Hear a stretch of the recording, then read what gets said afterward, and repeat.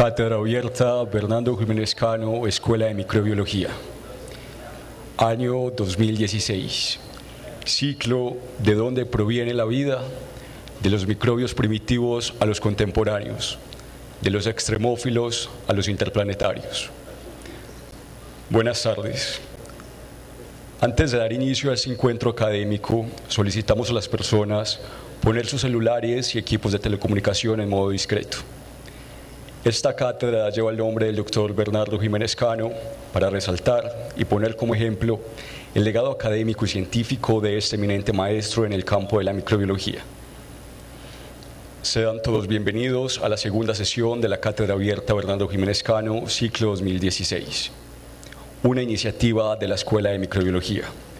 Destacamos la presencia de los integrantes del Consejo de Escuela, profesores, estudiantes, egresados, empleados y amigos. Saludamos también a los doctores Howard Junca, Freddy Cohan, Jorge Iván Zuluaga, quienes serán los conferencistas en la tarde de hoy, y al profesor Andrés Felipe Villa, moderador del panel de discusión. Existen diversas teorías referidas al origen de la vida.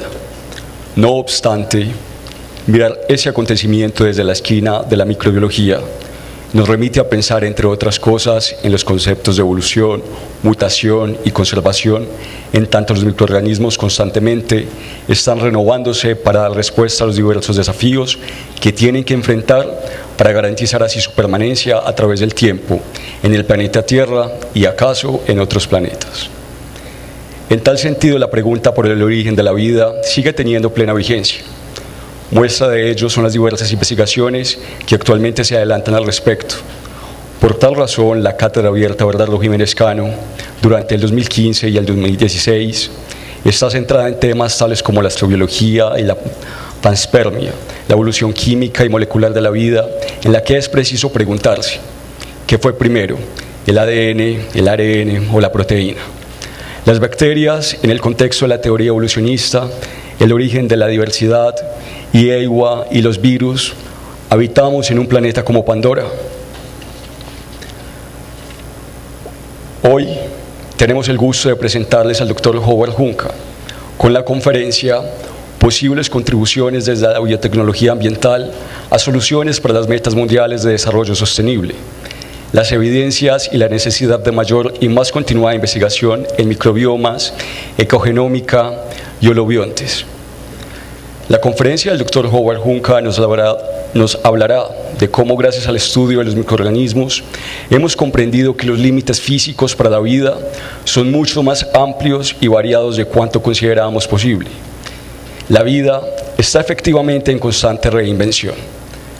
Gracias a esa extensa diversidad, hemos podido recuperar una gran cantidad de productos y acciones microbianas para nuestro beneficio, y hemos aprendido a cómo desarrollar herramientas para la detección y defensa ante organismos patógenos.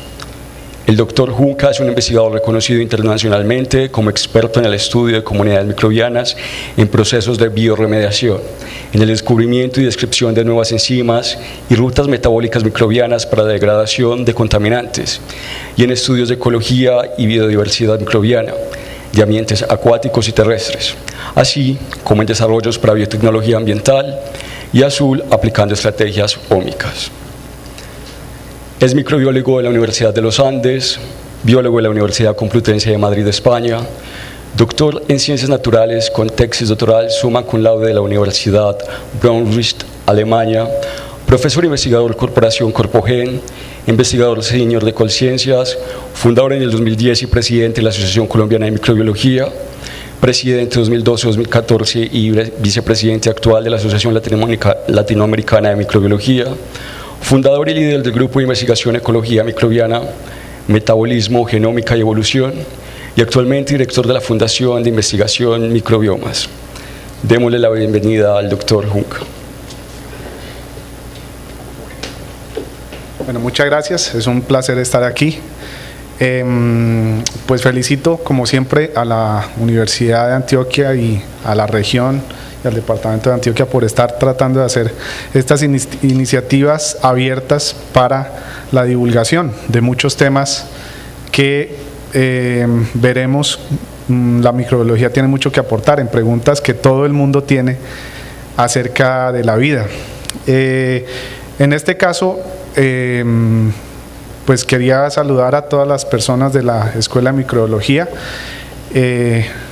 amigos muy queridos acá, y también pues referirles que cuando supe del tema de esta conversación, porque quisiera también que fuera eso, quise de alguna manera no mostrar solamente los resultados de las investigaciones que hemos hecho en los últimos años, sino también hablar un poco de algunas impresiones y más que todo dejar algunas preguntas o propuestas para el futuro. Incluso no son ningún secreto, son las ideas que yo quisiera continuar haciendo a través de la investigación, entonces se las comparto, porque yo creo que una cosa importante que me gusta mucho de los sitios en los que he trabajado y de la filosofía que he visto es siempre buscar los sitios que sean abiertos, como esta cátedra, que no traten de tener ningún secreto para nadie, ni en lo que pienso hacer. Esa historia de que si uno cuenta algo y si lo cuento de pronto no me sale, no, contemos todo y de pronto si yo no lo hago alguien más lo hace, y esa es la idea. Entonces yo les voy a contar incluso las ideas que yo tengo al futuro, si no las alcanzo a hacer, ojalá a alguien le interesen también y las haga. Entonces lo primero es, bueno, aquí vamos a tener un poco pequeño, no sé si hay que ponerle lo de presentación, porque todavía tiene el menú. Sí, ahí va a pasar, pero ¿sí me entienden que toda figura? Bueno, no importa. Sí, poner en modo presentaciones ahí donde está el cursor, exacto. Bueno, será que sí, para que ustedes lo vean. Lo primero que tengo que decirles es que hoy no les traigo una muy buena noticia. Quizás algunos de ustedes ya lo vieron o quizás muchos no, porque sucedió cuando estábamos en una celebración de fútbol o algo, pero uno de los peores eventos de desastre ambiental en el planeta ocurrió hace 3 días. Desgraciadamente tengo que darles una noticia que es de las peores para la diversidad biológica mundial. No sabemos las consecuencias que esto vaya a tener en los próximos siglos. ¿Qué sucedió? Que los corales tienen microorganismos de los cuales dependen, que son algas, pueden ser cianobacterias, y resulta que si tienen un estrés ambiental como un cambio climático o de otro tipo, ay Dios mío, no sé qué pasó, bueno, que se bloquea con el otro. Vamos a ver si ahí, no, sí, ahí sí se mueve. Listo, lo que no puedo es indicar, entonces les voy a indicar así. Sucedió que debido a este estrés ambiental, las algas que viven dentro, cuando tienen un estrés, las expulsan, y eso que hace que los corales se queden si son fuente de alimento, igual que nosotros que somos heterótrofos, necesitamos organismos autótrofos, las plantas que estén produciendo los compuestos para nosotros poder tener forma de vida. Pues desgraciadamente cuando ocurre esos eventos de blanqueamiento debido a un estrés climático, en este caso ya es inequívoco que eso es ocasionado pues por nuestras actividades industriales y de combustión en el planeta, pierden esas algas y mueren y se ponen de un color blanquecino. Pues la mala noticia, fíjense que es del 29 de marzo del 2016, a través de todo el mundo se ha mostrado que la gran barrera de coral, que es la principal barrera de coral que existe en el planeta, la segunda está aquí en San Andrés, desgraciadamente hay más de 1000 kilómetros, o sea, desde aquí hasta la costa, que se blanquearon totalmente. Ustedes pueden ver en este momento las entrevistas a los especialistas más importantes que hay en Australia sobre corales, y todos están virtualmente llorando porque nunca habían visto una destrucción de ese tamaño.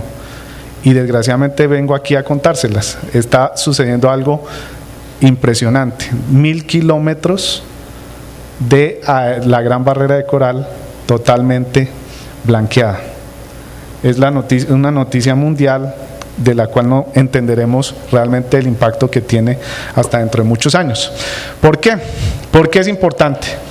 Porque primero son un sitio que no es solamente porque alberguen uno de los sitios más biodiversos del planeta que están en el mar, no es terrestre, sino 250.000 especies se calcula que haya en una barrera de coral. Lo otro es que ellas aseguran la producción de muchos recursos necesarios para la existencia de vida acuática en los océanos. Entonces, no tenemos realmente todavía una idea de qué va a suceder con todos los stocks de pesca que existan de aquí en adelante, porque dependen de los nutrientes que proveían esa barrera de coral. Otra cosa importantísima es que para la medicina ha sido una fuente muy grande de moléculas bioactivas y de muchos productos que actualmente utilizamos, y de hecho les quería contar una anécdota que me gustó mucho, y fue cuando fui hace algunos años al museo que tienen en Mónaco sobre investigación marina, ¿no? Como ustedes saben, en ese pequeño principado siempre ha habido un interés desde hace varios siglos, 2 siglos, de promover la investigación en diversidad marina. Y en uno de esos viajes que hizo el gobernante en ese momento, a inicios del siglo XX, llevó a varios investigadores de Francia, y en uno de esos casos de esas primeras barridas de organismos marinos, con una de estas muestreos fue de los que se obtuvo el primer componente activo de la anestesia. Entonces imagínense el impacto que eso tuvo. Obviamente pueden leer ustedes la historia. Ese investigador después obtuvo el premio Nobel por haber participado en esa expedición y haber encontrado la anestesia. Y entonces está en ese museo, cuenta un poco la historia, pero eso solo por mostrar un pequeño ejemplo de qué tipo de derivaciones tiene la investigación científica, o que se llama ahora biotecnología azul. Entonces fíjense todos los grandes servicios que da los corales. Y fíjense algo importante, no es porque yo me dedique a esto, ni muchos de ustedes también, pero todo viene de que no tiene unos microorganismos el coral. Entonces realmente ahí vemos el impacto que tiene entender por qué un coral en un estrés elimina unos organismos que realmente lo llevan a la muerte.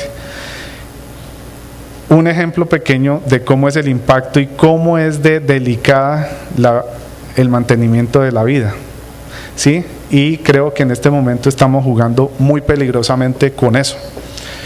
Entonces, bueno, volviendo un poco a la charla, pero voy a tratar ahora de animarlos con otra situación, porque esta estuvo bien terrible. Les iba a hablar un poco de estos temas que pueden sonar, bueno, es difícil porque tiene muchos términos que uno puede que no entiende inmediatamente. Son términos muy sencillos.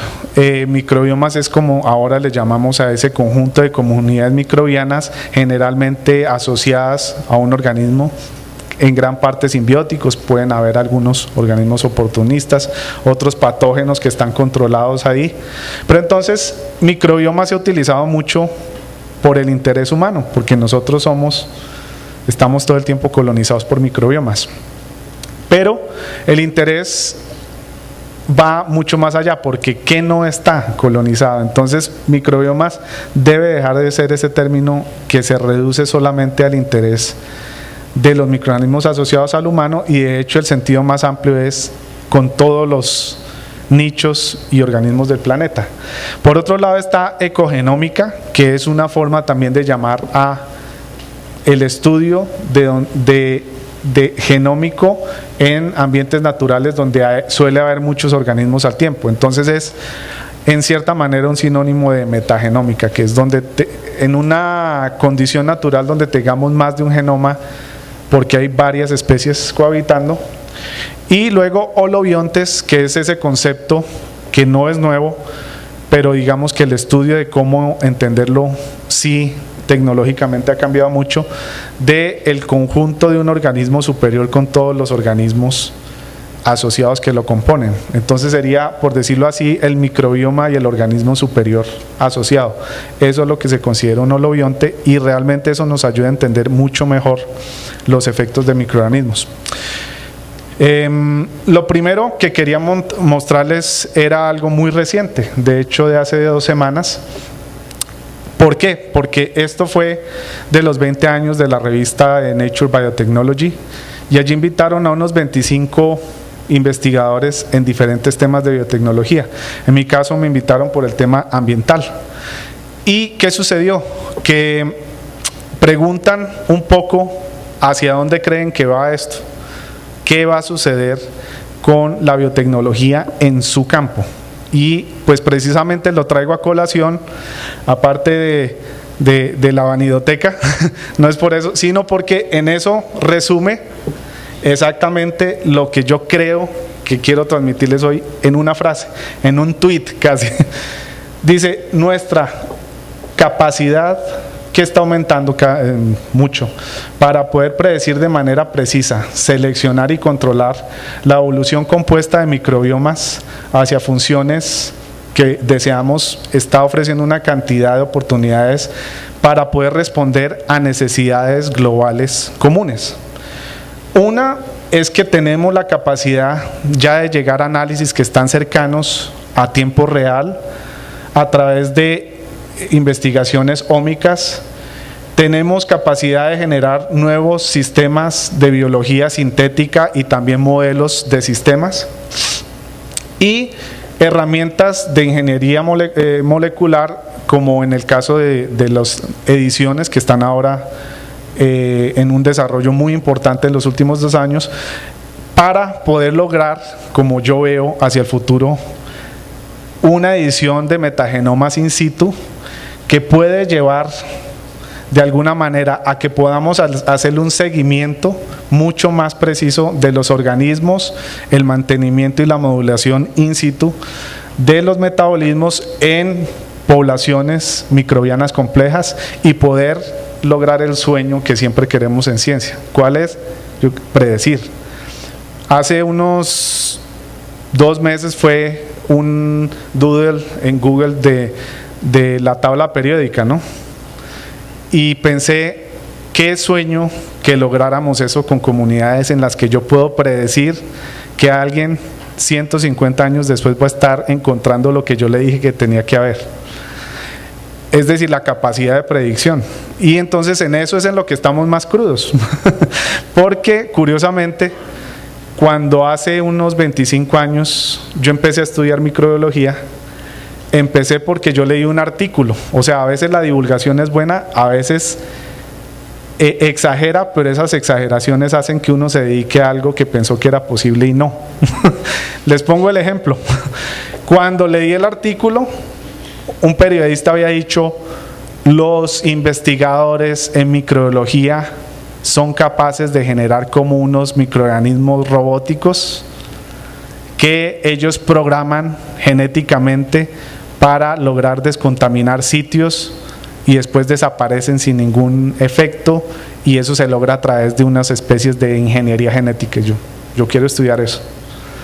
Y me dediqué los últimos 25 años a entender qué procesos existen en comunidades microbianas que están en procesos de contaminación. Y lo que puedo decirles es que estamos en la prehistoria de lograr eso, de entender esa predicción. Sí podemos modificarlo genéticamente, podemos darles un seguimiento que no habíamos soñado hace 5 años.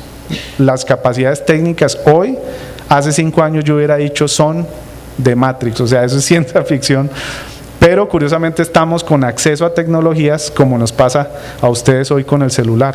Hace 8 años su celular hubiera sido ciencia ficción, y uno se acostumbra a eso. Entonces, simplemente mostrarles eso porque esa es la opinión que tengo.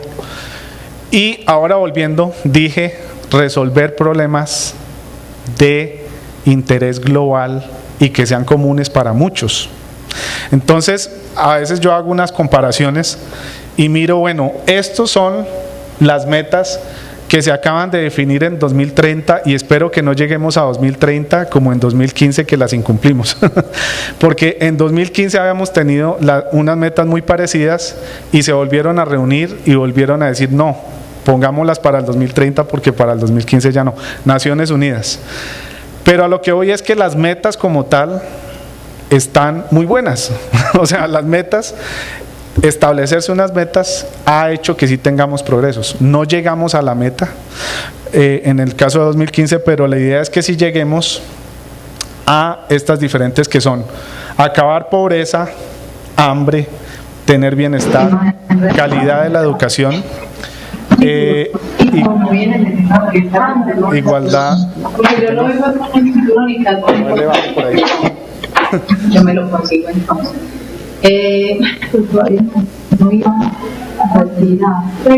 No, es solamente bajar al canal del... A las 3. No, pero tranquilo, esperemos. Lo malo es que sí tengo tiempo, entonces voy a tratar de... Me toca los 30 minutos. Listo. Bueno, entonces rápidamente tenemos todas estas que ustedes los pueden consultar. Se definieron a finales del año pasado. ¿Y qué hacemos? ¿Será bajarle ahí? Pero es que hay varios canales, solo el del micrófono. Debemos solo el del micrófono, si no me sabotean. No, este es el del micrófono. Todos los demás fuera. Sí, ese. No. Es que hay una interrupción. Es que le bajaste ahora el micrófono. Sí, uy, mucho. Bueno. Ahí. Bueno, volvemos. Entonces, hay estas situaciones de necesidad global y fíjense, una de las metas del 2030, tener trabajo decente, bueno, o lo traduzco así, tecnología que beneficie a todos, energía sostenible y que tenga pues un acceso muy asequible. Bueno, la otra es agua, igualdad de género, reducir la desigualdad, tener ciudades seguras, consumo responsable, parar el cambio climático, proteger el océano, cuidar el océano, vivir en paz y mecanismos para tener acuerdos entre los países, ¿no? Pues quién diría que eso está mal, eso es Imagine de John Lennon, mejor dicho. Pero ahora volvamos un poco a Colombia y a Alemania, que me gusta compararlos, incluso en una reunión hace poco, porque uno un país muy desarrollado, con una condición de bienestar muy buena, y el otro pues Colombia un país muy desigual, con unas oportunidades y recursos muy grandes. ¿Y por qué les traigo esto a colación? Porque fíjense, estas son las divisiones de la contribución económica de diferentes sectores al país. Entonces fíjense que tenemos petróleo y derivado y de carbones y de agricultura y de oro, y fíjense que gran parte de nuestra economía depende muchísimo de una extracción muy primaria, mientras en Alemania pues la extracción, digamos esa parte café es muy pequeña y casi todos son productos de desarrollos de valorización de materias primas. Entonces digamos que eso explica un poco muchas condiciones que tenemos y que impactan las necesidades que les acabo de decir, que son metas para el 2030. Debemos cambiar de una manera muy urgente cuáles son los sectores que dominan la economía, disminuir los porcentajes de esa dependencia de poco valor agregado y de muy extractivos, y tratar de lograr que lleguemos a unos desarrollos que son derivados de ¿qué? De conocimiento. Entonces, Por eso, una labor de comunicación en una cátedra es apuntarle a eso, a que cada vez tengamos más formación para poder lograr que cada vez nuestra economía llegue a una diferencia de productos desarrollados. Bueno, entonces, en este caso vemos que varios de las metas para 2030 de Naciones Unidas tienen desafíos y oportunidades que son comunes, y hay unas necesidades de investigación a sostenibilidad, agricultura, salud, ecosistemas marinos y terrestres, acceso a información y nuevas tecnologías y adaptación a cambio climático. Eso, todos los países tienen un efecto y un interés en que se mejore. Ahora, tenemos una diferencia muy grande en que Colombia y Alemania, bueno, ahí se me cambió, es Colombia al lado izquierdo obviamente. La contribución de la economía colombiana al mundo es 0,5% o 5 en 1000. Alemania es el 5% más o menos. Mientras el gasto de ese porcentaje en Alemania es alto y en nosotros bajo, lo cual hace que la diferencia sea mucho mayor. Porque si ya la economía es 10 veces más grande y gasta más de ese porcentaje en ciencia que nosotros, pues ya obviamente la diferencia es con nosotros no 10, sino 30, 50 o 100 veces del gasto en ciencia. Por otro lado, en Alemania tiene muy poca biomasa comparado con Colombia. Nosotros tenemos baja producción científica y en Alemania tienen alta. En programas, por ejemplo, avanzados de doctorado, nosotros pocos que se están estableciendo y ellos los tienen de hace muchos años, ¿no? Nuestros programas son recientes de este siglo y ellos los tienen de hace muchos siglos. Otra cosa muy interesante es que, por ejemplo, en ese caso, uno tiene en Alemania una población mayor. Fíjense que esos son los pirámides poblacionales. La mayoría de personas están alrededor de los 40, 60 años. Y en Colombia, fíjense que la mayoría está de menores de 25. Eso hace que tenga una valoración diferente las personas, porque aquí la gente joven es un bien muy común, mientras que en otros países no tienen ese recurso, entonces valora mucho más el valor de la gente, precisamente porque no es una cosa tan común en su sociedad.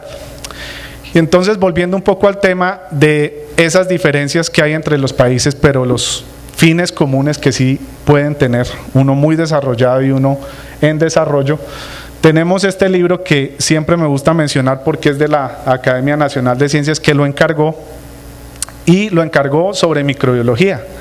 ¿Por qué sobre microbiología? Porque la Academia Nacional de Ciencias, de todas las ciencias en ingeniería física, considera que era importante tratar de mostrar un libro la importancia de recalcar la microbiología como una fase importante del desarrollo humano.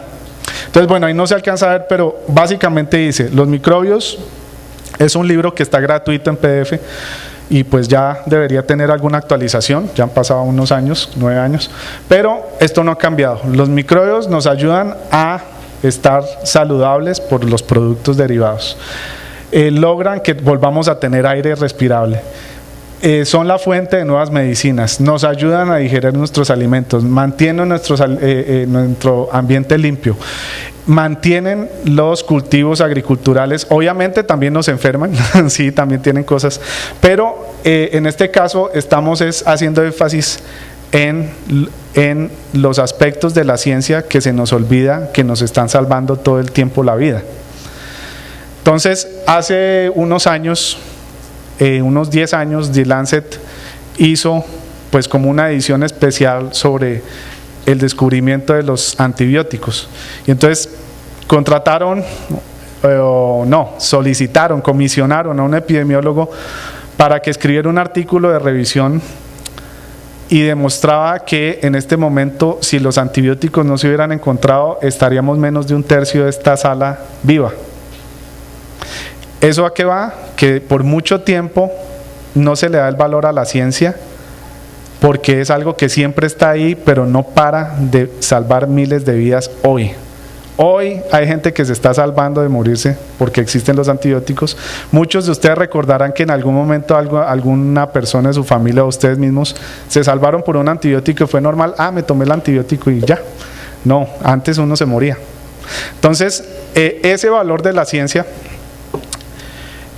tiene que ver también con un poco de que casi todo lo que hemos recuperado de productos vienen de cultivos bacterianos, pero también se ha visto que nosotros somos muy malos para tener la capacidad de aislar organismos del ambiente.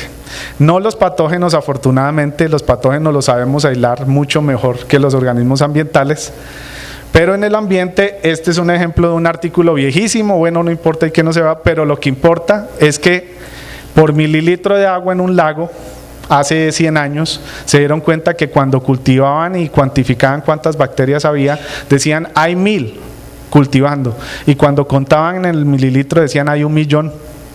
Es diferente 1.000 pesos a 1.000.000 de pesos. O sea, esa es la diferencia de lo que sabemos cultivar a lo que uno puede tener en un ambiente real, digamos, de abierto y vivo. Entonces fíjense que teníamos un problema muy grande, porque si bien los microorganismos ayudaron a recuperar todos los antibióticos, beneficios, promotores de cultivos, etcétera, también para aprender a combatir los que son patógenos, solo estamos trabajando sobre una fracción muy pequeña de lo que realmente existe en el ambiente vivo. Bueno, entonces aquí hay un ejemplo que suelo mostrar también de la diferente cultivabilidad. ¿Qué quiere decir eso? Que en 1 mililitro de agua suele haber más o menos unas 500.000 bacterias por mililitro, pero si uno cultiva más o menos 10.000. Entonces fíjense que hay una diferencia, o menos, 1.000. Entonces, ¿qué quiere decir? ¿Que uno está nadando en el mar, se traga una bocanada y se tragó unos cuantos millones de bacterias? Sí, pero la mayoría de esas bacterias no son cultivables y no son patógenas si uno está en el mar. Bueno, entonces, a partir de los 90 se desarrolló una tecnología que era metagenómica, que era tratar de acceder. Fíjense que ya en los libros, cuando yo estudié, no estaba la metagenómica, pero ahora en los libros de texto sí se menciona la metagenómica como un hito equivalente al descubrimiento de las arqueas o de los virus o de los antibióticos. ¿Por qué? Porque nos permitió acceder a información que estaba escondida por cultivos.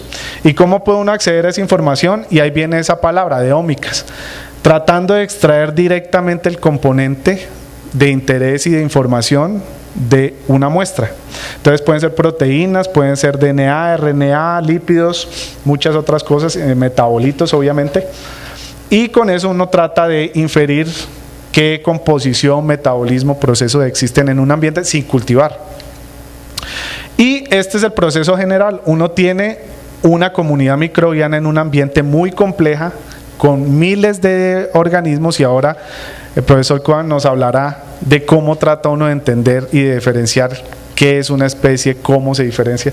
Pero entonces aísla el material genético, eso es en el caso de metagenómica, y puede hacer una muestra de una determinación de la composición microbiana utilizando un gen que sirva como indicador taxonómico en su secuencia, en este caso ribosomales. Hay otros genes que se pueden usar.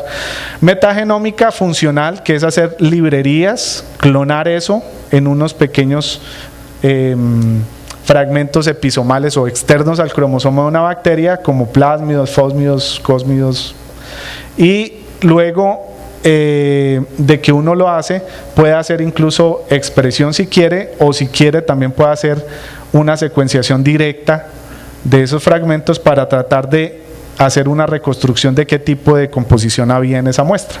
Entonces esos son los procesos. Obviamente hay otras posibilidades que permiten hacer genomas de una sola célula, que eso también era un problema. Hay células que están a tan baja densidad que uno no obtenía la suficiente cantidad, pero ya es posible entonces lograr con unas polimerasas isotérmicas que existían desde los años 80, pero por fin se usaron en eso, hace unos 10 años, para lograr secuenciación de una sola célula, de una sola bacteria.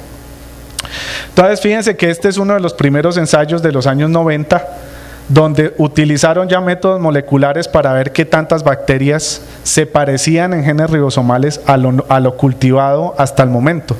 Todo lo rojo es lo que se detecta y no se parece a lo amarillo, que son las que se parecen a bacterias cultivadas. Entonces, bueno, años 90 pues hemos superado muchas cosas, pero no mucho.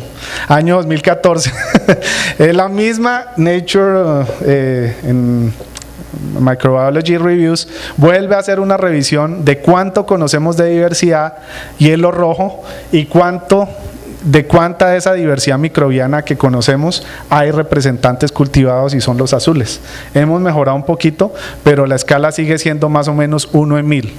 1 en 1000, ¿por qué? Porque en el momento hay más o menos unos 2 millones de ribotipos, es decir, de secuencias ribosomales distintas y que se hayan detectado, y hay 10.000 bacterias especie tipo. Entonces fíjense que todavía tenemos una diferencia grande entre la cultivabilidad, porque hace unos 10 años eran 5.600 bacterias especie tipo, hemos aumentado a 10.000, pero en ese mismo tiempo teníamos más o menos unos 80.000 ribosomales y ahora tenemos más de 1 millón. Entonces lo que hemos visto es que tenemos un problema de la escala, de lo desconocido de la diversidad. Ese iceberg no existe, ¿no? Lo utiliza todo el mundo en charlas motivacionales. Es pintado por un artista por ahí, pero bueno, se ve bueno. Eso es lo que no conocemos, y lo que no conocemos entonces empezamos a describirlo, y una de esas descripciones iniciales fue en este trabajo de un centro que existió aquí en Colombia, que era financiado por Colciencias, que era el Centro Colombiano de Genómica e Informática, que era una red de investigación de varios grupos, y en ese participamos haciendo el primer ensayo de pirosecuenciación en ese momento con una nueva tecnología para poder secuenciar muchos genes ribosomales de un termal andino, y luego utilizamos esa misma tecnología para ayudar a algunos amigos en Brasil que estaban investigando qué sucedía en ese sitio en la Antártida.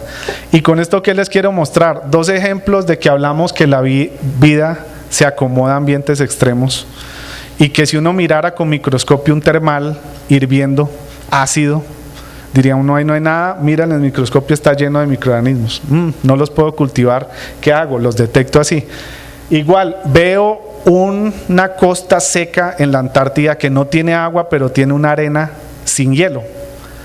Hay microorganismos ahí, sí hay organismos que viven ahí, y eso es lo que detectamos ahí, qué arqueas y qué bacterias viven ahí. Entonces estas tecnologías ya nos permiten eso, poder hacer una descripción. Otra es cuando les dije que uno podía clonar fragmentos y luego ver si se expresan genes que estén en la comunidad sin cultivar los que estén ahí. Y entonces una cosa es que en sitios contaminados esa actividad de rompimiento de catecol, si existe y fue clonada, se pone amarillo porque el catecol roto se vuelve amarillo. Entonces si uno clona genes nuevos, pues se detectan echándoles catecol, y uno luego pica y luego puede ver si son nuevos genes que codifican esa actividad. Eso también lo hicimos hace algunos años. Luego uno quiere reconstruir qué pasa con las posibles rutas de degradación, y esto es bueno, no les voy a mostrar muchos detalles, pero lo que se busca es que a través de muchos contaminantes la bacteria trate de obtener energía. Ese es el proceso normal. Y entonces lo que hace uno es que, por ejemplo, muchas actividades son hechas por la misma familia de proteínas, pero si uno puede ya diferenciar la filogenia, es decir, qué tanto se diferencian esas proteínas, uno puede crear clases y especificidad de sustratos, y de esa manera puede lograr tener una precisión mayor de si esa R está haciendo eso en una comunidad o está haciendo cualquiera de estas otras. Fíjense que hay muchas R, eso es la misma familia, pero si uno la divide en especificidad de sustrato, ya puede saber mucho mejor con la secuencia que obtiene qué ruta está siguiendo una bacteria para degradar algo. Un ejemplo. Entonces, aquí quería mostrarles también no sé cómo voy de tiempo. ¿Listo? Sí. Que hace 1 año y medio pues hice una edición que nos comisionaron como editores para hacer la edición de Environmental Biotechnology and Current Opinion in Biotechnology, que es una revista de revisiones. Entonces, en ese momento, con el profesor Harms en WebSet, decidimos estos temas. Entonces, pues pueden ver un poco los temas, pero lo importante que quiero mostrarles aquí es nuestra conclusión de por qué los elegimos, hacia dónde va esto. Las comunidades microbianas se pueden analizar de una manera muy precisa usando tecnologías de alta resolución ómicas, en las que uno puede incluso marcar y separar células para alcanzar evaluaciones cercanas al tiempo real. Las comunidades pueden digamos, analizarse para ver qué patrones funcionales tienen, y de esa manera uno logra una mejor descripción de cómo está sucediendo un proceso de biodegradación y de descontaminación de un ambiente. Por otro lado, bueno, se habla de las interacciones con plantas, con predadores y con otras situaciones que en el pasado eran muy difíciles. Un ejemplo es que cuando yo leí ese libro, ese artículo del periodista, hablaba de que los científicos utilizaban bacterias para limpiar en Alaska un gran desastre pues de petróleo que hubo allá en el año 80. Y después, cuando estuve leyendo, vi que siempre que echaron las bacterias nunca funcionó. Y entonces decían, es porque está muy frío, porque, y no, las echaban y lo que veían era que crecían los protistas de una manera extraordinaria, era porque estaban felices. Eso eran predadores que estaban felices que les echaran bacterias. Entonces es un ejemplo de cómo uno puede tratar de entender mejor las interacciones a nivel ecológico para poder lograr mejores procesos de descontaminación. Entonces, bueno, tiene una parte de metagenómica, metaproteómica, metabolómica, metatranscriptómica, con la que ya puede ver qué genes están prendidos, qué metabolitos están produciendo, pero de una manera global. Sí, esto también fue en ese momento en Hevix hicimos ese capítulo para... Entonces, mi primera propuesta de algunas actividades de investigación que ayudarían a tener mayor valorización y entendimiento de procesos de cambio climático era por ejemplo, tiene que ver con el desastre de hace 3 días. Es entender qué pasa con las comunidades microbianas simbióticas, si pueden ser indicadores de cambios climáticos o de desarrollo en holobiontes como el coral. Entonces, fíjense que tiene mucha relación con lo que acaba de pasar.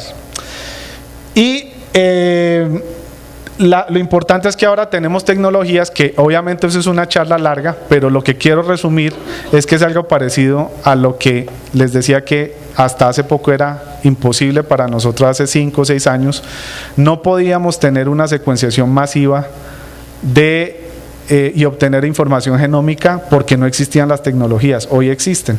Entonces, algo parecido a que en este momento la velocidad de internet que ustedes tienen en el celular se multiplicara por 1.000.000. Entonces ya ustedes no necesitan esperarse 30 minutos para descargar una película o verla en Netflix, sino sería más o menos medio segundo. Y esa es la diferencia en la escala de la velocidad de secuenciación genómica que se ha logrado en los últimos 10 años. Somos capaces de secuenciar 1.000.000 de veces más rápido. Es diferente lo que uno hace con 1.000 pesos que con 1.000 millones de pesos, otra vez la diferencia. Entonces, eso es lo que está sucediendo, y también el costo, obviamente. Entonces, finalizando, pues sí, venimos trabajando un poco en entender eso. Un proyecto de una tesis de maestría que ahora va a doctorado, de una de las investigadoras de mi grupo, es ver cómo esta esponja, que es la más común del Caribe, esto es más o menos de 1 metro, es casi tamaño real ahí, cambian las comunidades microbianas de acuerdo a las diferentes estaciones climáticas en el Caribe o a la profundidad, para ver cómo cambian los simbiontes. Pues ella lo logró, y ahora cada una de esas barritas son 30.000 a 40.000 secuencias ribosomales, usando esas nuevas tecnologías. Y puede definir con una precisión tremenda qué pasa en diferentes épocas del año, y fíjense que hay una distribución muy marcada si la temperatura del agua está un poquito fría o caliente, y esto es solo diferencia de 0.8 grados, entre 6 meses de diferencia. Y las profundidades a 12 metros, a 9 metros, a 28 metros, cómo cambian las comunidades y cómo cambian los metabolitos totales. Entonces uno puede ver si hay una relación entre los autótrofos que se eliminan o que cambian en la profundidad y qué metabolitos cambian. Entonces fíjense que ahí uno ya está entendiendo mejor por qué esos simbiontes se mantienen o no en el tiempo con un cambio ambiental. Tiene que ver con lo que les decía hoy, por ejemplo.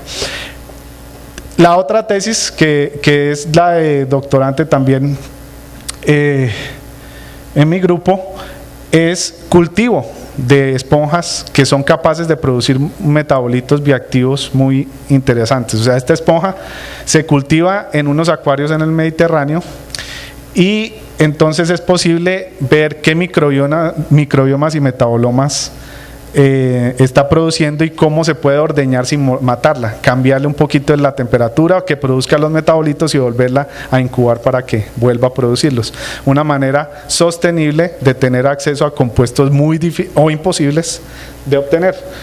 Y acabo con corales. También estamos trabajando con el grupo de ecofisiología de corales en Mónaco y trabajamos con ese coral rojo, que es un coral precioso que está en extinción, y queremos ver qué tipo de comunidades hay. Lo otro es que uno, a partir de esas librerías metagenómicas, puede recuperar actividades contra patógenos. Entonces esto es un primer ensayo de un proyecto largo en el que pudimos desarrollar un método en el que uno podía mostrar péptidos antimaláricos a cabella y usando librerías metagenómicas y un plásmido un parásito bioluminiscente. Eso se puede ampliar mucho más para buscar más actividades en metagenomas. También ver cómo especies que se tratan de implantar en acuicultura sufren enfermedades por el cambio de ambiente. En este caso le dan unos quistes que a la final vimos que son relacionados con bacillus, no tanto con endosuicomonas, y también en camarones. Entonces, ¿a qué voy? Que con todos estos estudios yo veo también un trabajo que estamos haciendo de qué tipo de microbiomas existen asociados a abejas nativas, no abejas europeas, sino abejas nativas, porque ahí también hay una fuente muy importante en los subproductos de compuestos bioactivos.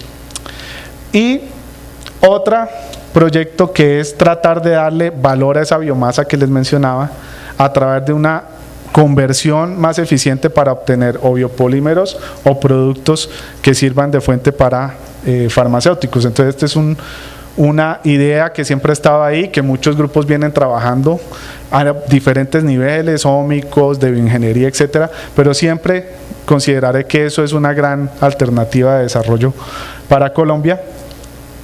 Y bueno, tener una colección también de cultivos, porque de hecho por ahora no existe otro estándar de sistemas mejor que tener el cultivo y probarlo. Si uno tiene el cultivo, buenísimo.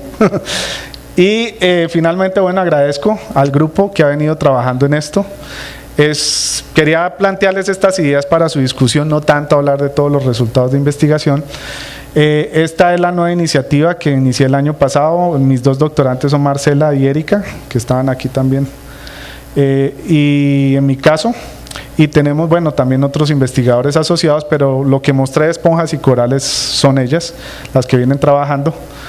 Y esta fundación que creé justo el año pasado y en la que estoy dedicado ahora a tiempo completo, busca eso, tratar de buscar aplicaciones y conocimiento de los descubrimientos y avances científicos para el beneficio. O sea, realmente es de interés público, de ciencia básica, no es una compañía, no es una empresa, sino es una pequeña unidad de investigación básica que que investiga igual con fondos públicos como cualquier grupo, solamente que con una autonomía y no está bajo una institución.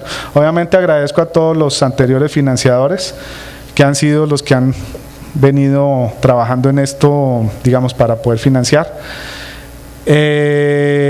Y pues yo siempre agradezco también a la familia y también creo que es algo importante, porque todos nosotros somos un poco eso, de dónde venimos y a quién recordamos y hacia dónde vamos. Entonces ayer, termino con esto, leí algo que me encantó. Y fue que, bueno, aquí por ejemplo la primera vez que yo hice un artículo, nadie me financió con beca, pues porque era muy jovencito, pero entonces mi mamá sí, y entonces yo le puse en agradecimientos gracias a mi mamá por ese fue mi primer artículo. Entonces, ¿qué pasó? Bueno, obviamente mi mi padre doctoral, como le decimos en Alemania, Dietmar Piper y Olivier y Thierry con el tema de esponjas, etcétera. Mi familia, mis papás y obviamente mi esposa, que no le gusta que le ponga fotos, o si no la pondría. Y recordar pues mucho la gente de la que ha apoyado estos temas y que también uno termina convenciéndolos de que es una muy buena alternativa. Entonces ese es como el mensaje que quería darles, no tanto hablar de temas muy específicos de la ciencia que hay en cada uno de esos artículos, sino más la perspectiva que yo veo que puede servir para entender un poco mejor hacia dónde vamos y de qué nos puede servir para un desarrollo mejor en el país. Entonces esa era la charla que quería comentarles. Muchas gracias. Aquí a la orden, ¿no?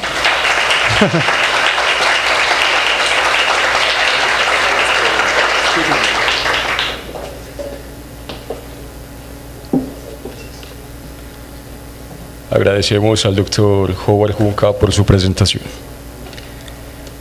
Continuamos con el doctor Frederick Cohen con la conferencia Origen de las especies bacterianas, de las grandes extinciones que ha sufrido la Tierra y de cómo ellas han contribuido a la evolución de la vida. La conferencia del doctor Frederick Cohen tratará sobre la extinción y la diversificación de las bacterias y cómo Marea inspira mucho contemplar la gran disparidad entre las bacterias, con sus diferencias enormes en la arquitectura celular, la bioquímica, la fisiología y la ecología. ¿De dónde viene esta disparificación? A pesar de faltar los fósiles, podemos identificar grandes saltos en la diversificación en la historia bacteriana. La invasión bacteriana de la Tierra trajo consigo la diversificación en miles de nichos terrestres que recién acaban de hacerse disponibles. El doctor Frederick Cohen es Bachelor of Science en Biología Universidad de Stanford, es PhD en Organísmica y Biología Evolutiva de la Universidad de Harvard, es profesor del Departamento de Biología de la Universidad de Wesleyan, es profesor de la Facultad de Medio Ambiente de la misma universidad y presidente del Departamento en Biología. Postdoctoral en la Universidad de California en Davis, Departamento de Genética, asesor de investigación Timothy Proud. Es asesor de tesis de pregrado y posgrado, pertenece al consejo editorial de la revista PLOS ONE, al consejo editorial de Frontiers in Microbiology, al consejo editorial de PIRCH, fue miembro del consejo asesor para el Centro Nacional de Síntesis Evolutivas, ad hoc revisor de subvenciones para la Fundación Nacional de Ciencias de Estados Unidos, Agence Nationale de la Recherche de France, Organización Holandesa para la Investigación Científica de los Países Bajos, Hoja de Ruta para Gran Escala de Instalaciones de Investigación, la Fundación Científica de Irlanda, Natural Environment Research Council del Reino Unido, Biotecnología y Ciencias Biológicas de Investigación Reino Unido, Wellcome Trust del Reino Unido y el Fondo Marsden de la Royal Society de Nueva Zelanda. Cuenta con una amplia trayectoria académica e investigativa y una extensa generación de artículos y publicaciones. Welcome, Professor Cohen.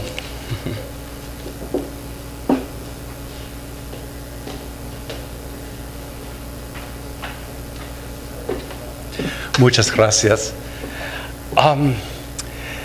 Ante todo, quiero dar gracias al comité organizador.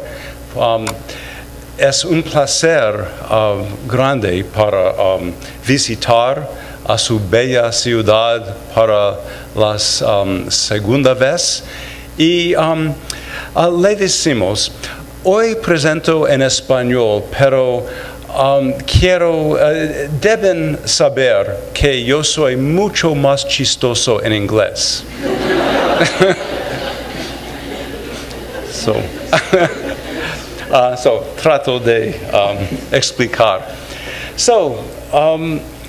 Sí, visito de Connecticut, Wesleyan University in Connecticut, una parte de Nueva Inglaterra, muy bella. Okay. Quiero comenzar con la gran vista de la diversidad bacteriana. Y debemos comprender que no hay solo la diversidad filogenética, Sí, Howard tiene una diapositiva en colores y lo siento,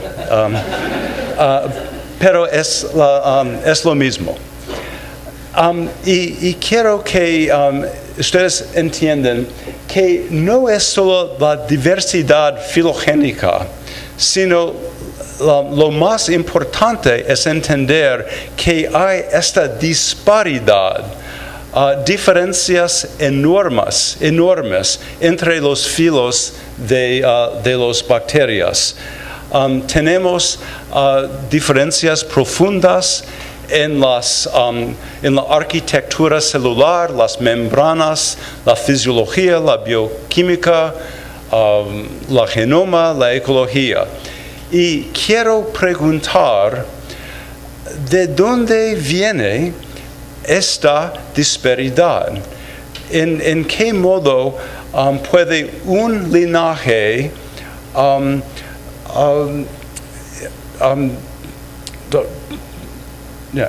¿en qué modo puede un linaje,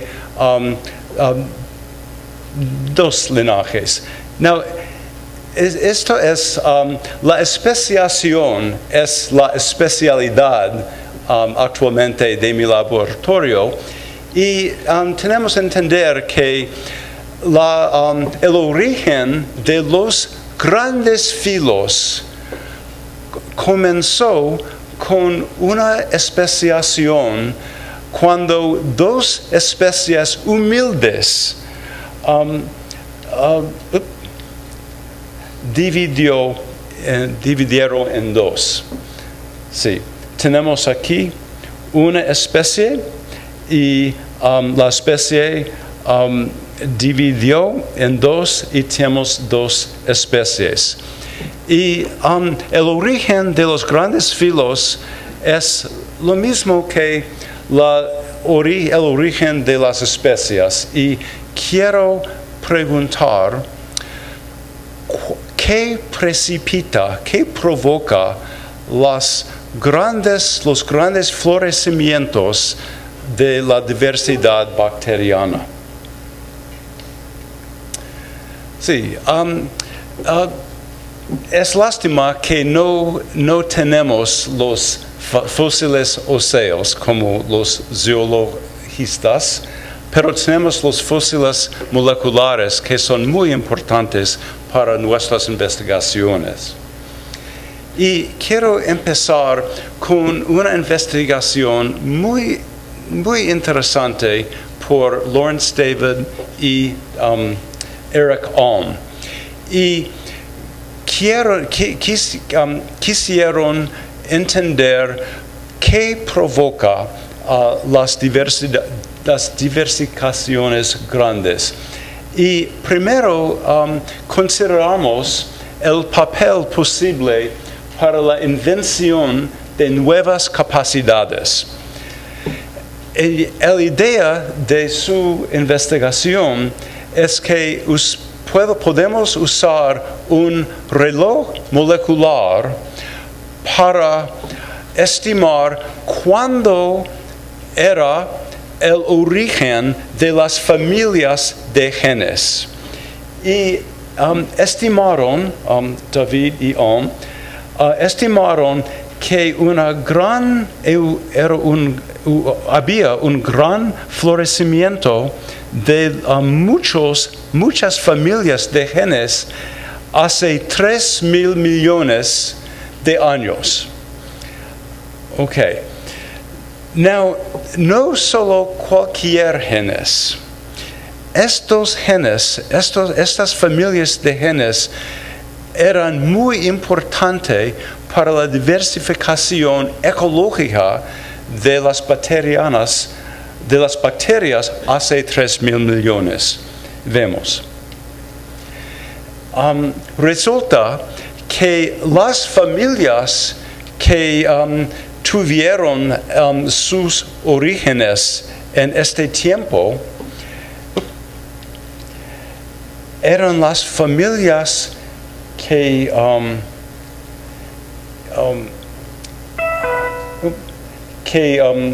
que tienen el redox y traslado de electrones. Y es muy importante porque estas reacciones, con estas reacciones, las bacterias podían utilizar nuevas fuentes de la energía.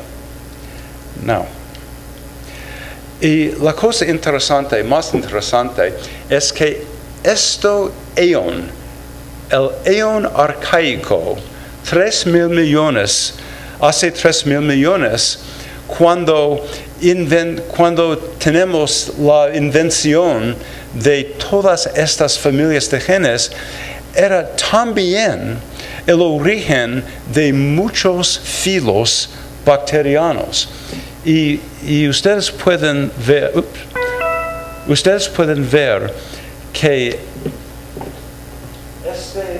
este eón, el arcaico, era el tiempo del origen de muchos filos y también el origen de todas estas familias, todas estas familias. Getting noisy in here. Okay, so esto es un mecanismo en que podemos ver el origen profundo de los filos, nuevas capacidades. También quiero que consideramos la diversificación a consecuencia del acceso a recursos y condiciones nuevos. La idea es, de vez en cuando, hay esta oportunidad para utilizar nuevos recursos. Y una gran oportunidad era el gran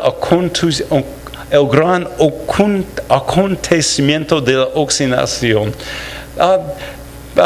Tal vez mejor, the Great Oxygenation Event. Cuando las cianobacterias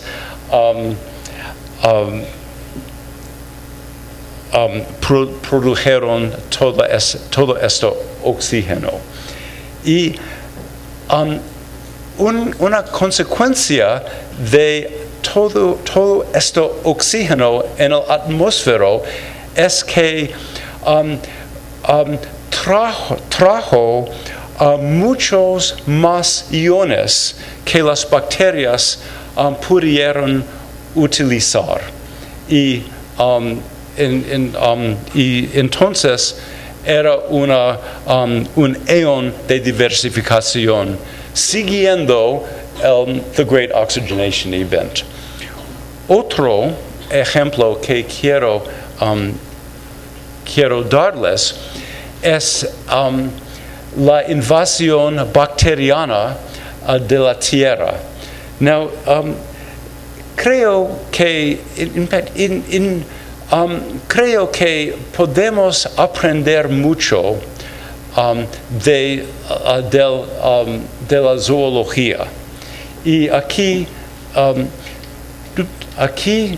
ustedes tienen un raro foto de la invasión a la tierra de los animales, de los vertebrados. Un foto rara. Sí. ¿Qué ocurre? ¿Qué ocurrió en este ion? Pues cuando las bacterias invadieron la tierra, habían muchos nuevos nichos terrestriales y esto era un eón de diversificación también. Now, ahora, la principal parte de mi presentación es el papel de la extinción. Now, sabemos de la zoología que la extinción de los dinosaurs trajo una gran oportunidad para los mamíferos que permanecen. Y aquí es una figura bella de los fósiles óseos que después de la extinción hace 65 mil millones de años, tenemos una gran diversificación de los mamíferos. Entonces, debemos creer, pienso que esperamos que la extinción puede precipitar una gran diversificación de las bacterias también. ¿Cómo no? Vemos. Well, un ejemplo. Aquí, si tenemos imaginar un poco aquí, que si queremos imaginar un mundo después de una gran extinción, tal vez un modo de pensar de esto es imaginar terreno baldío. Es mi frase. Terreno baldío. ¿Y dónde están los terrenos baldíos en nuestro mundo? Well, Hawaii es un buen ejemplo, ¿no? Si observamos una gran diversificación de bacterias en Hawaii, este terreno baldío nos presenta lo que resulta después de una extinción.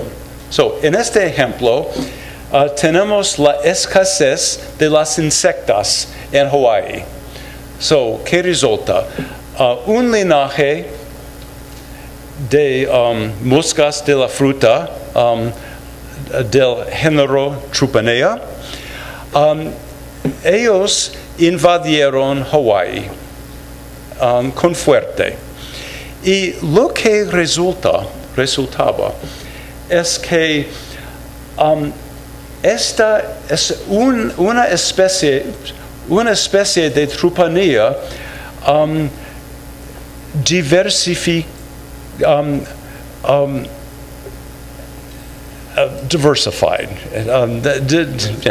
It diversified. Y habían muchas especies nuevas, endémicas de Trupanea en las islas de Hawaii. No sorpresa, es una diversificación de los animales, pero también, ¿qué tenemos? Vemos. También hay bacterias que son bacterias simbióticas entre los animales, los insectos. Y resultaba que también cuando tenemos la especiación de los animales, también era una diversificación de las bacterias. Entonces, el terreno baldío, como una extinción de Hawaii, provoca una diversificación no solo animal, sino también una diversificación bacteriana. Bueno, ¿no? Okay. Now, esto es un experimento de mi laboratorio, de mi estudiante, Alex Kopel, quien vemos es incorregible en su producción de diapositivas, pero es que tenemos. Veremos. Ok. El experimento es que empezamos con terreno baldío en el laboratorio. ¿Qué cosa es terreno baldío en un laboratorio? Es medio que solo tiene una cepa y sus descendientes clonales. Y aquí simulamos una vida, una historia, fingimos que es que la evolución sigue una extinción, pero en realidad es simple una evolución que ocurre en terreno baldío. So, inoculamos solo una cepa de Bacillus subtilis en un tubo y, sí, incorregible. Y cultivamos 3.5 días, y esta es la parte mejor.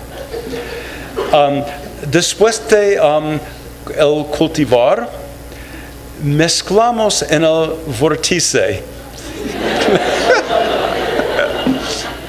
y transferimos las bacterias a medio fresco. Y esto es el experimento. ¿Y qué hallamos esto? Es muy interesante. Oh, no.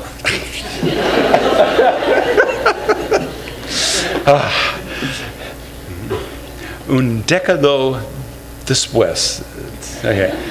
Okay. Esto es lo que hallamos. Que los descendientes se diversificaron rápidamente y tenemos muchas, los llamamos especies. Y había un los llamamos ecotipo. Era un ecotipo que prefiere la the surface, el super. Y esto prefiere todos los niveles en el agua. Y habían mucho más. Que hallamos en las varias comunidades muchas poblaciones que diversificaron y pueden convivir a consecuencia de sus diferencias ecológicas. Por ejemplo,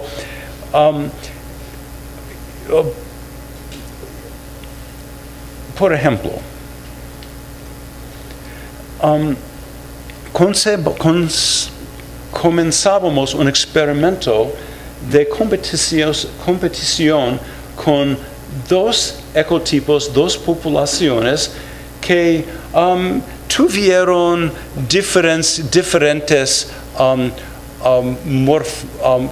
que tienen colonias morfológicas diferentes. Y ven que no importa a qué fracción o a qué proporción empezamos las dos poblaciones, no importa, alcanzaron una frecuencia que indica que las dos poblaciones utilizaron diferentes recursos. Pues, hemos alcanzado la especiación. Creemos que sí. Que no es muy difícil alcanzar las especies de los taxonómicas. Nosotros creemos que la especiación más importante es muy nuevo. Es que un linaje divide en dos linajes que pueden convivir por un tiempo indefinido. Y creemos que hemos alcanzado esto en nuestros experimentos. Yo digo muy rápido que las especies taxonómicas no funcionan bien para nosotros porque una especie una especie taxonómica tiene demasiada diversificación. Si vemos E. coli, tiene varias poblaciones que son muy diferentes en su ecología. Esto es nuestra definición para especie. Usamos ecotype. ¿Qué es un ecotype? Los ecotipos tienen dos cualificaciones. Número uno, que ecotipos tienen que ser distintos en su ecología. Estos son poblaciones que pueden convivir por tiempo indefinido porque suelen consumir recursos diferentes. Ecotipos deben ser diferentes en su ecología, pero también cada ecotipo tiene que ser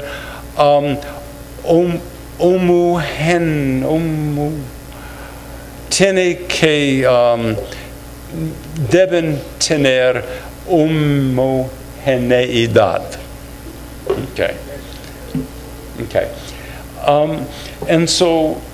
Tenemos aquí dos ecotipos porque pueden convivir indefinidamente porque son tan diferentes en sus ecologías. Pero dentro de un ecotipo, los linajes pueden ser un poco diferentes en sus ecologías, pero no son bastante diferentes para convivir por mucho tiempo. Esta es la definición. ¿Y cómo conviven ecotipos? En principal, hay dos mecanismos. En uno, cada ecotipo tiene un hábitat donde está el mejor competidor. Y también dos ecotipos pueden convivir porque usan recursos diferentes en el mismo hábitat. Como estos picotuertos. Este picotuerto prefiere esta pina, este pino, esto prefiere esto, etc. ¿Cuánto tiempo tengo? Okay. Okay. So, vamos. Okay.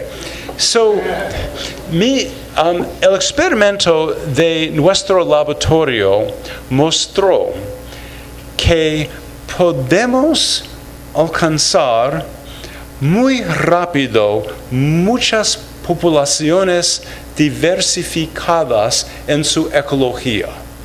Es un resultado muy interesante. Pero podemos imaginar que significa que después de una extinción hay una gran oportunidad para diversificación. Es como ponemos una cepa en un hábitat y vemos lo que ocurre. Era un experimento muy interesante que más directamente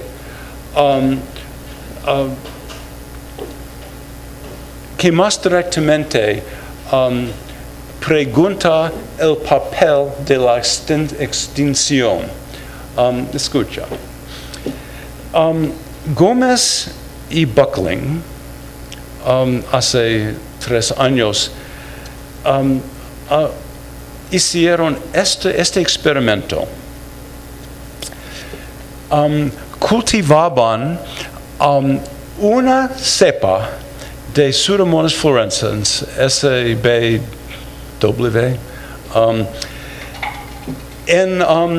en suelo esterilizado, ¿sí? Y es terreno baldío. Y hallaban que era mucha diversificación entre los descendientes de SBW25 en el mundo de terreno baldío. Y después hicieron este experimento. Tomaban el suelo esterilizado y añadieron la comunidad bacteriana al suelo. ¿Qué ocurre en la presencia de las bacterias que no habían en este experimento? Vemos que la diversificación es muy reducido. Y cuando comparamos estos dos experimentos, podemos ver directamente el papel de extinción. Con extinción tenemos, o con una simulación de extinción, en la ausencia de todas las otras bacterias, vemos mucha diversificación, pero no en la presencia de estas bacterias. Muy interesante, creo.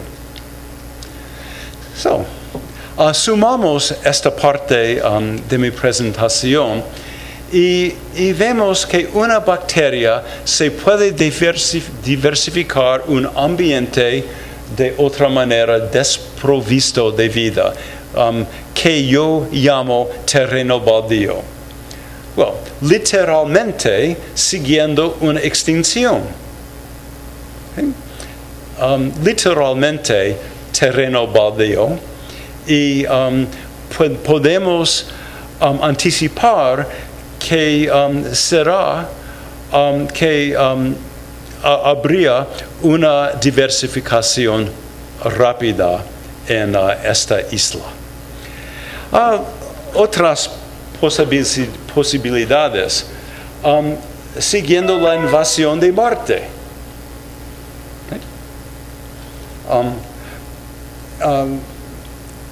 Todos hemos mirado la película, ¿no? Sí. Y también siguiendo la contaminación de una lata de comida esterilizada. ¿Sí? 3 ejemplos. No hay mucho tiempo, ¿no? Ok.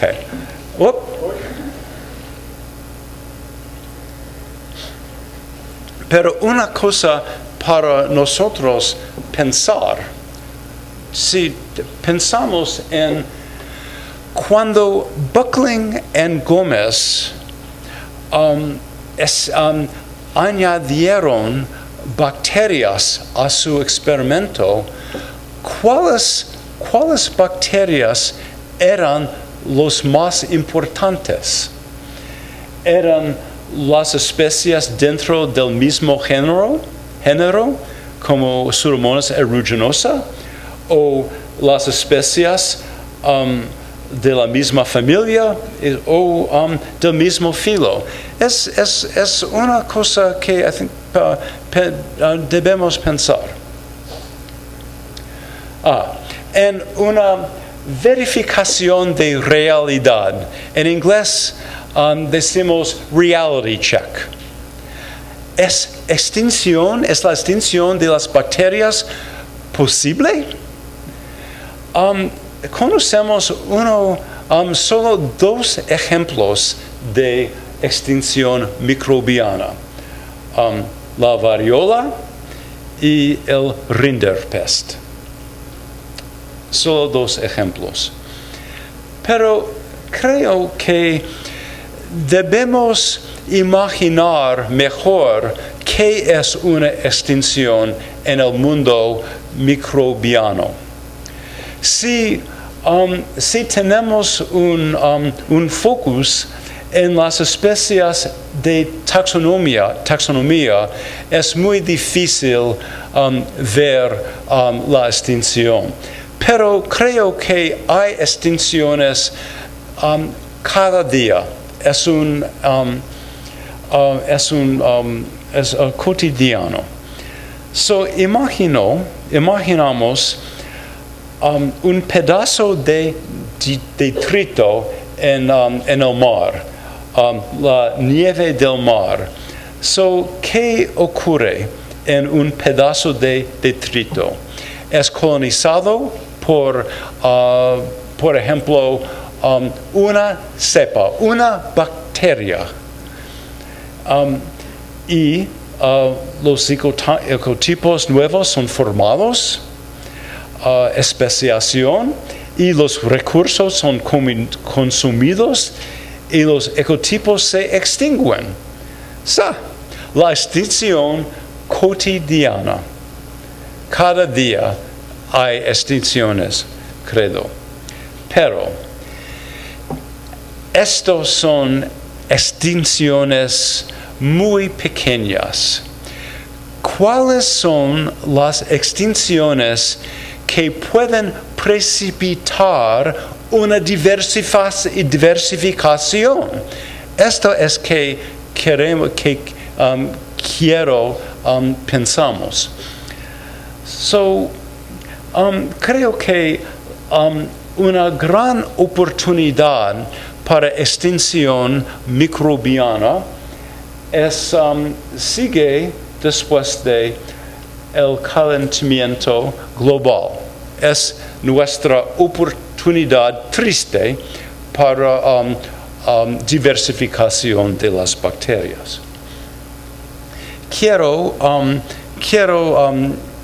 completar mi presentación con una explicación de un experimento chino que en mi vista es un acercamiento heroico.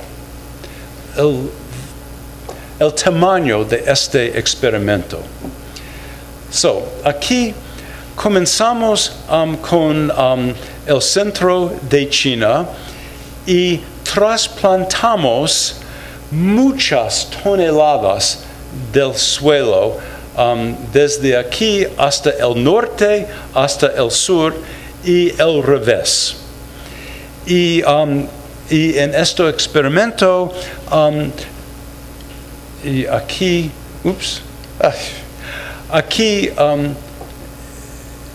comprendemos el tamaño de toneladas son en este camión de una parte de China al otro.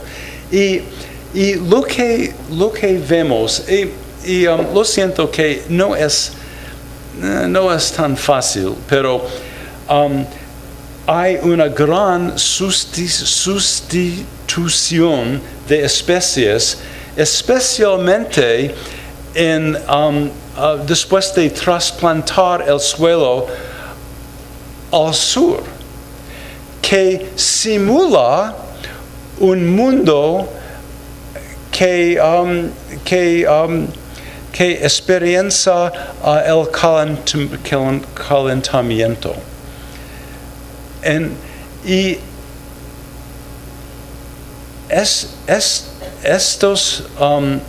estos números significan la extinción local de especies. Esperamos que después del calentamiento veremos al menos en regiones locales, veremos extinciones. Y la pregunta es, ¿traerá la ausencia de las bacterias después del calentamiento, traerá una diversificación de las bacterias? Y nadie sabe, pero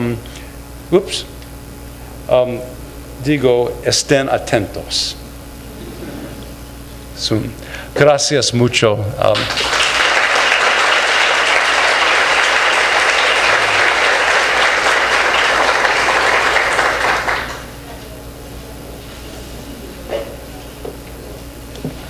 Thank you, Profesor Koha. Tendremos un receso de 15 minutos para continuar con nuestra programación.